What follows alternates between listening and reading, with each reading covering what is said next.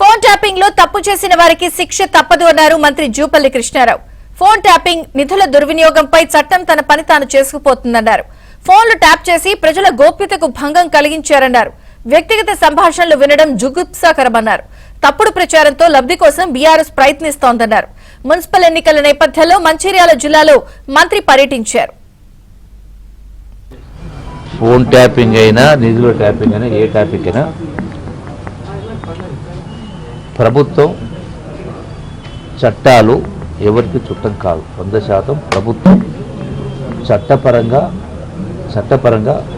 ఏం చేయాలో ఆ కార్యక్రమం చేస్తుంది.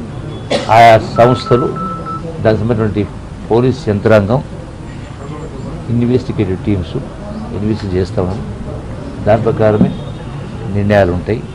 ఒకటి బాధాకరమైన విషయం ఏంటంటే బాధ అనిపిస్తూ ఉంటుంది.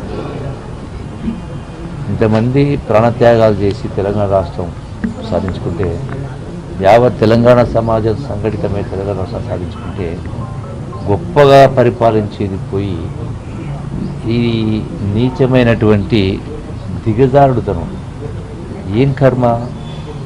మంది ఫోన్లు ట్యాప్ చేయడం కోసం వేరే పని లేకున్నదా మన ప్రభుత్వానికి? కరెక్ట్ కాదు కదా.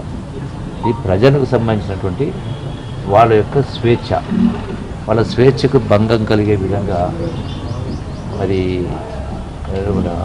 మంది సంసారాల తొంగి చూడమే కదా. ఇది వాళ్ళకి తగింది కాదు. అందుకే బీఆర్ఎస్ పార్టీ పతనమైంది.